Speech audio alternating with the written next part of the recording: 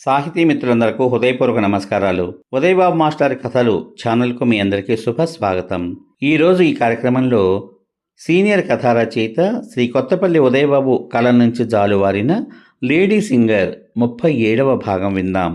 ఆ భాగంలోకి ప్రవేశించబోయే ముందుగా 36వ భాగంలో ఏం జరిగిందో ఒకసారి గుర్తు చేసుకుందాం. విందాము మరి. 36వ భాగంలో శ్రీకృష్ణ ఆమెని కలిసి చేసిన పదార్థాలతో అందరూ భోజనం చేశారు. అక్కడున్న నలుగురు తనను ఓ ప్రత్యేకమైన మనిషిగా చూడడం శ్రీకృష్ణకు బాధ అనిపిస్తుంది. వారందరితో తన గత అనుభవాలను పంచుకుంటాడు. అనంతరం ఆమని, ఫణిధర్ అతన్ని తమ ఇంటికి రమ్మని ఆహ్వానిస్తారు. తిరిగి ఊరు వెళ్ళిపోయే లోపుగా వస్తాను అని మాట ఇస్తాడు శ్రీకృష్ణ. ఆ దంపతులు వెళ్ళిపోతారు. శ్రీకృష్ణ మూడాఫ్ను గమనించి షాపింగ్కి రమ్మంటాడు శ్రావణ్. శ్రీకృష్ణ వాళ్ళిద్దరినీ వెళ్ళి రమ్మని తాను విశ్రాంతి తీసుకుంటానని చెప్పడంతో శ్రావణ్ తమ్ముడు రాజన్ని తీసుకుని షాపింగ్కి వెళ్ళిపోతాడు. శ్రీకృష్ణ కృతి జ్ఞాపకాలు గుర్తు చేసుకుని అలసటతో నిద్రలోకి జారుకుంటాడు. ఆ తర్వాత ఏం జరిగిందో 37వ భాగంలో కొనసాగిద్దాము మరి. దాదాపు 2 గంటల తర్వాత అన్నదమ్ములిద్దరూ వచ్చి కాలింగ్ బెల్ కొడితేనే గాని మెలకువ రాలేదు శ్రీకృష్ణకి. లేచి తలుపు తీశాడు. వాళ్ళిద్దరి చేతుల్లోనూ డ్రెస్సెస్ ప్యాకెట్స్ ఉన్నాయి. రాజన్ మొహం సంతోషంతో వెలిగిపోతుండగా, అన్నయ్య నాకు డ్రెస్ కొన్నాడు అన్నాడు. వెరీ గుడ్, దానికి ఎందుకంత సంతోషం? నవ్వుతూ అడిగాడు శ్రీకృష్ణ. ఇన్నాళ్ళకి నేను స్వేచ్ఛగా నాకు ఇష్టమైన బట్టలు ఎన్నుకున్నందుకు అన్నాడు రాజన్. ఇదివరకు ఎప్పుడూ అవకాశం రాలేదా నీకు? శ్రీకృష్ణ అడిగాడు. 2 అన్నయ్యల డ్రెస్సులు ఇంట్లో వేసుకునేందుకు నాకు ఇచ్చేవారు. ఎప్పుడైనా పండగకి ఏదైనా ఏడాదికి ఒకసారి నన్ను తీసుకెళ్ళి వాళ్ళకు నచ్చిన డ్రెస్ ఏదో కొనేసేవారు. ఏ ఇంట్లో అయినా పెద్ద కొడుకు పెద్ద కూతురుగా పుట్టినవాళ్ళది అదృష్టమే అనుకో అన్నాడు రాజన్. నీ మొహం, అదేం లేదు కృష్ణ, మేము మారం చేసేవాళ్ళం. వీడు అడిగేవాడు కాదు, అడిగితే మాకు కొన్నవాళ్ళు వీడి కొనరేమిటి? ఎటొచ్చి మా బట్టలు పొట్టయ్యాక ఇంట్లోనే ఉన్నాడు కాబట్టి వాడికి ఇచ్చిన మాట నిజమే. వాడికి పొట్టయ్యాక పాలేరుకో లేదా వీధుల్లో స్టీల్ సామాన్లు వాళ్ళకిచ్చి ఏదో వస్తువు తీసుకునేవారు. పెద్దవాళ్ళు ఏం చేసినా ఏదో ఒక ప్రయోజనం ఉండేది కృష్ణ.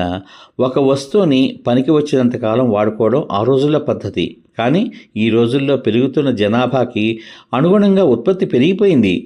ప్రతి వస్తువు మొదటి, 2వ, 3వ, 4వ రకాల నాణ్యతతో దొరికేస్తున్నాయి. అందుచేత అన్ని స్థాయిల వాళ్ళకి ఆయా రకాలు ఆయా ధరలకు అందుతున్నాయి. ఉదాహరణకి నేను వేసుకున్న జీన్స్ ప్యాంటు 4,296 రూపాయలు. మా మామగారు పెట్టారు పండక్కి.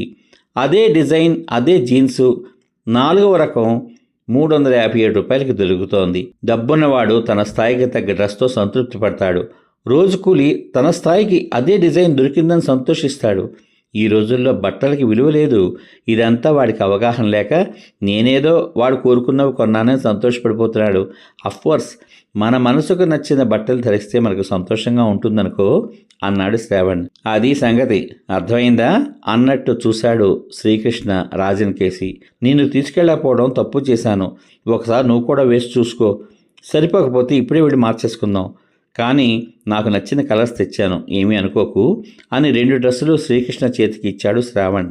ఇదేమిటన్నయ్య, రాజుకు కొన్నారు ఓకే, ఇవి ఇప్పుడు నాకు అవసరమా చెప్పండి అన్నాడు శ్రీకృష్ణ నొచ్చుకుంటూ. నన్ను నీ స్వంత అన్నగా భావించే కదా నీ వంటలతో బాధేస్తున్నావు. అలాగే నువ్వు కూడా రాజన్ లాంటి వాడు అనే భావంతోటే తెచ్చాను అన్నాడు శ్రావణ్. అతని లాజిక్ అర్థం చేసుకున్న శ్రీకృష్ణ ఇక సంభాషణ పొడిగించే అవకాశం ఇవ్వలేదు. ఇంకో బెడ్రూమ్లోకి వెళ్తూ రాజన్ని అడిగాడు శ్రీకృష్ణ. అన్నయ్య నాకు కూడా కొన్నట్లు చెప్పలేదే, అయినా నా డ్రెస్సుల సైజు నీకెలా తెలుసు అని. నీ టీషర్టు ప్యాంటు వెనకాల ఉన్న లేబుల్స్ మీద సైజ్ చూశాను గురు అన్నాడు రాజన్. సహవాస దోషం, నీకు లాజిక్ పెరిగిపోతాం సుమా అని డ్రెస్ వేసుకుని సౌకర్యంగా ఫీల్ అయ్యి శ్రావణ్ దగ్గరికి వచ్చాడు శ్రీకృష్ణ. దసరా బుల్లోళ్ళ ఉన్నావయ్యా, సూపర్. నీ కలర్కి డ్రెస్ కలర్ అదిరిపోయింది. మళ్ళీ శనివారం వరకు నాకు సెలవు దొరకదు. వచ్చే గురువారం మీ తిరుగు ప్రయాణం అన్నారు కదా, అందుకే ఇప్పుడే తెచ్చేశాను అన్నాడు శ్రావణ్ సంతోషంగా. కృతజ్ఞతలు అన్నయ్య అన్నాడు శ్రీకృష్ణ. సరే గాని నీ భవిష్యత్ ప్రణాళిక ఏమిటి అడిగాడు శ్రావణ్. నవ్వుతారన్నయ్య చెబితే. నాకు చిన్నప్పటి నుంచి ఉపాధ్యాయుడు అవ్వాలనే కోరిక. నేను సమాజానికి ఎంతవరకు ఉపయోగపడగలను అన్నదే నా ముఖ్య లక్ష్యం అన్నయ్య. ఏ రంగంలోనైనా మనిషి తనకు తాను సుఖంగా బతుకుతూ తన మీద ఆధారపడిన కుటుంబం వాళ్ళు కూడా సుఖంగా బతికేటంత సంపాదించుకుంటే చాలు. మనకంటూ కుటుంబం పెరిగాక వాళ్ళ బ్రతుకు తెరువు వాళ్ళు చూసుకోవాలి కదా. అంతేగాని మనం కష్టపడిపోయి అప్పులు చేసేసి పిల్లల్ని చదివిస్తే వాళ్ళు మన దేశానికి ఉపయోగపడకుండా ఇంకో దేశపు అభివృద్ధి కోసం పనిచేయడం ఈ ఇంట్లో తిని ఎదురింట్లో మొరగడమే అవుతుంది.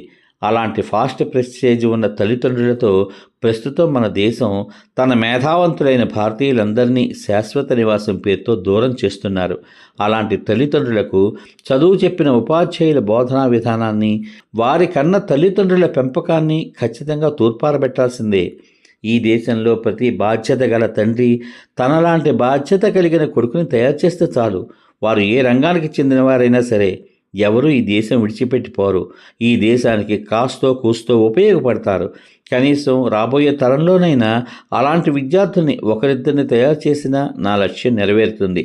అందుకే నా లక్ష్యం సహజంగా ఎవరితోటి చెప్పను, చెబితే అపహాస్యం చేస్తారు అన్నాడు శ్రీకృష్ణ. లేదు కృష్ణ, నీ ఉద్దేశం కానీ లక్ష్యం కానీ చాలా గొప్పవి. వాటిని సాధించగల పట్టుదల కూడా నీకుంది. ఎరా, నువ్వేమనుకుంటున్నావు అని అడిగాడు తమ్ముణ్ణి శ్రావణ్. చార్టెడ్ అకౌంటెంట్ అవ్వాలని నా కోరిక అన్నయ్య. సీఏ చేద్దాం అనుకుంటున్నాను. మార్కులు బాగా వస్తే నాన్నని అడుగుతాను అన్నాడు రాజన్. మా చిన్నప్పుడు ఇలాంటి లక్ష్యాలు ఇవి ఉండేవి కాదు. 10వ తరగతి పాస్ అయితే ఇష్టమైన సబ్జెక్ట్ని బట్టి ఇంటర్ చదవడం, ఇంటర్ అయ్యాక డిగ్రీ చదవడం, తర్వాత ఏ బ్యాంక్ పోటీ పరీక్షలో రాసుకోవడం. నా అదృష్టం బాగుండి 10థ్లో మంచి మార్కులు వచ్చాయి. మా నాన్నని బతిమాలితే మా ఊరి మాస్టర్లు 100 సార్లు చెబితే పాలిటెక్నిక్లో చేర్పించాడు.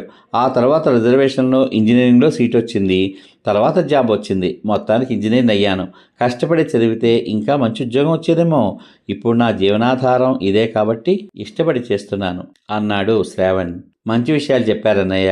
హాయిగా ఇంట్లో ఉన్న 10 నిమిషాలు ఇలా ఎవరి కుటుంబంలో వాళ్ళు తమ తమ బయటి అనుభవాలు అన్నదమ్ములతోటి, ఇటు అక్క చెల్లెళ్లతోటి సలహాలు ఇచ్చినట్లుగా పంచుకుంటూ ఉంటే ఆ కుటుంబ సభ్యుల మధ్య అన్యోన్యత, అనుబంధాలు కూడా పెరుగుతాయి.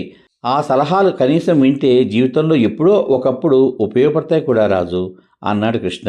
సర్లే, వాడికే చెప్పావు. ఈవేళ నువ్వు వస్తాను అన్నావని వాడిక్కడికి వచ్చాడు కానీ లేకపోతే రాడు. అది సరే, అన్నట్లు మర్చిపోయాను కృష్ణ. షాపులో మా సీనియర్ ఆఫీసర్ కనిపించి వాళ్ళ బాబు పుట్టినరోజు పార్టీకి పిలిచాడు. అప్పటికప్పుడు అనుకున్నారట పార్టీ ఇద్దామని. నేను రాజు వెళ్ళొస్తాం, నాకు రాత్రికి టిఫిన్ ఏం చేయకు అన్నాడు శ్రావణ్. నేను రానన్నయ్య, అక్కడంతా పెద్ద పెద్ద వాళ్ళు ఉంటారు.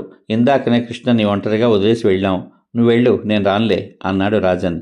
సరే అయితే, రాత్రి ఒకవేళ ఆలస్యమైతే కంగారు పడకండి, బాయ్ అనేసి శ్రావణ్ వెళ్ళిపోయాడు.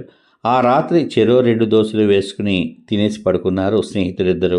యథావిధిగా పావుగంట తేడాలో తెల్లవారుజామున 4 గంటలకే మెలకువ తెచ్చుకున్న స్నేహితులిద్దరూ ఒకరినొకరు శుభోదయం చెప్పుకున్న తర్వాత, రాత్రి అన్నయ్య ఇంటికే రాలేదు, అక్కడ మందు కక్కా ముక్క ఉన్నాయేమో అన్నాడు రాజు. ఈ రోజులో అవన్నీ కామన్ రాజు. అవి ముట్టుకోని వాడిని పిచ్చివసలా జమ కడుతున్నారు. అంతేగాని అవతలవాడి ఆరోగ్యపరవాట్లు ఏమిటో, వాడు ఎందుకు ముట్టుకోలేదు అని ఆలోచించరు, రెచ్చగొట్టేస్తారు. అదేదో గొప్పలా భావించి వీళ్ళు తయారైపోతారు. వాళ్లకున్న అలవాట్లతో వాళ్ళు ఏడవచ్చు కదా. యువతలవాడు తమకన్నా మంచోడు అనిపించేసుకుంటాడని వాళ్ళకి అసూయ అని నిట్టూర్చాడు శ్రీకృష్ణ. అంతలో తలుపు మీద దబదబా చప్పుడు వినిపిస్తే గబగబా వెళ్ళి తీశాడు శ్రీకృష్ణ. వెనకాలే రాజు కూడా వెళ్ళాడు. వచ్చింది చలపతి. ఏమిటంకులు ఎంత పొద్దునే వచ్చారు అడిగాడు శ్రీకృష్ణ. అన్నయ్య గారికి పెద్ద ప్రమాదం తప్పింది బాబు, కారులో ఉన్నారు, మీ సాయం పట్టండి అన్నాడు కంగారుగా. రాజన్కి మతిపోయినట్టు అన్నయ్య అంటూ కారు దగ్గరికి పరిగెత్తాడు. శ్రీకృష్ణ శ్రావణ్ గదిలో మంచం మీద దుప్పటి సరిచేసి దిళ్ళు ఎత్తుగా పెట్టి ఫ్యాను లైటు వేసి కారు దగ్గరకు పరిగెత్తుకొచ్చాడు. ముగ్గురు జాగ్రత్తగా శ్రావణ్ని మంచం మీదకు చేర్చారు. శ్రీకృష్ణ అతని చొక్కా బొత్తాలు విప్పేసి గాలి తగిలేలా చేశాడు. ఉండండి బాబు, నేను ఎత్తు పట్టుకుంటాను, మీరు చొక్కా బనీను తీసేయండి అన్నాడు చలపతి. శ్రీకృష్ణ అలాగే చేశాడు. ఈలోగా రాజన్ అన్నగారు ప్యాంట్ బట్టను వదిలిచేసి బెల్ట్ను పక్క నుంచి లాగేశాడు. ఇప్పుడు ప్యాంట్ కూడా తీసేయండి బాబు, హాయిగా పడుకుంటారు అన్నాడు చలపతి. రాజన్ 2 కాళ్ల మీదుగా ప్యాంట్ లాగేస్తే లుంగీ నడుము నుంచి కింద వరకు కప్పి పైకి పల్చడి దుప్పటి కప్పాడు శ్రీకృష్ణ. ఒంట్లోని శక్తినంతా ఎవరో లాగేసినట్లు నీరసంగా పడుకున్న అన్నగారిని చూస్తే రాజన్కి ఏడుపు వచ్చేసింది. శ్రీకృష్ణ రాజన్ భుజం తట్టి, మనిషి బాగున్నప్పుడు అలా కళ్ళమ్మట నీళ్లు పెట్టకూడదు, అన్నయ్యకి ప్రమాదం లేదు కదా, కనుకనే డాక్టర్ గారు ఇంటికి పంపించేశారు అని హాల్లోకి తీసుకొచ్చాడు. అసలేం జరిగింది అంకుల్ అని చలపతిని అడిగాడు శ్రీకృష్ణ. ఆ మాయిదారి పార్టీలో ఫుడ్ పాయిజన్ అయిందంట. తిన్న అందరికీ ఒకటే వాంతులు. వెంటనే హాస్పిటల్కి కాల్ చేసి అంబులెన్స్ మీద తీసుకువెళ్ళి వాళ్ళందరి చేత తిన్నది కక్కించి తెల్లార్లు సెలైన్లు పెట్టి బతికించారు డాక్టర్లు. అన్నయ్య కూసంత బలంగా ఉన్నారు కాబట్టి తట్టుకున్నారు. 2 రోజులు పనిలోకి వెళ్లకుండా విశ్రాంతి తీసుకుంటే సరిపోద్దని చెప్పి మాత్రలు, బలానికి ఇంజెక్షన్లు ఇచ్చారు. ఇవ్వండి బాబు, సమయానికి ఇంట్లో అమ్మగారు కూడా లేరు అన్నాడు చలపతి. ఇలాంటి పరిస్థితుల్లో మనము కంగారు పడకూడదు అంకుల్, మిగతా వాళ్ళు బెంబేలెత్తిపోతారు. సరే, అన్నయ్యని మేమిద్దరం జాగ్రత్తగా చూసుకుంటాం. మరి పార్టీకి పండర అన్నయ్య రాలేదా అడిగాడు శ్రీకృష్ణ. రాలేదు బాబు, ఆమనమ్మగారికి 3వ నెలంట. నిన్న ఇక్కడికి వచ్చారంట కదా, దాంతో నీరసపడ్డారంట. అందుకని ఆ బాబు అమ్మగారి దగ్గరే ఉండిపోయారంట. నేను వెళ్ళేటప్పుడు వారికి విషయం చెప్పి ఇంటికి వెళ్ళి స్నానం చేసి మళ్ళీ 8 వచ్చేస్తాను బాబు, జాగ్రత్త. అయ్యగారు లేస్తే కాస్త వేడివేడిగా పాలు ఇవ్వండి, జాగ్రత్త బాబు అని చెప్పి చలపతి వెళ్ళిపోయాడు. అన్నయ్యకి ఏమన్నా అయితే మా అమ్మ నాన్న నన్ను చంపేస్తారు కృష్ణ, అన్నయ్యకి తగ్గిపోతుందంటావా అడిగాడు బేలగా రాజన్. తింగర మాటలు మాట్లాడుకు, అన్నయ్య మన ఇద్దరిని తానే స్వయంగా వచ్చి బస్సు ఎక్కిస్తాడు, సరేనా? వెళ్ళి బ్రష్ చేసుకో, నేను పాలు వెచ్చబెడతాను అని రాజన్ని బాత్రూంలోకి తోసి తాను ఫ్రిడ్జ్లో పాలు ప్యాకెట్ తీసుకుని స్టవ్ వెలిగించాడు శ్రీకృష్ణ. రాజన్ బయటికి వచ్చాక శ్రావణ్ దగ్గర కూర్చుని చేసి తాను బాత్రూంలో దూరాడు శ్రీకృష్ణ. సమాప్తం. ఇంతవరకు మీరు సీనియర్ కథ రచయిత శ్రీ కొత్తపల్లి ఉదయబాబు రచించిన లేడీ సింగర్ 37వ భాగం విన్నారు. ఈ భాగం మీద మీ అమూల్యమైన అభిప్రాయాన్ని వీడియో కింద పొందుపరచమని కోరుకుంటూ మళ్ళీ రేపటి భాగంలో సీనియర్ కథ రచయిత శ్రీ కొత్తపల్లి ఉదయబాబు రచించిన లేడీ సింగర్ 38వ భాగం విందాం. అంతవరకు సర్వే జనా సుఖినో భవంతు. శుభమస్తు. స్వస్తి.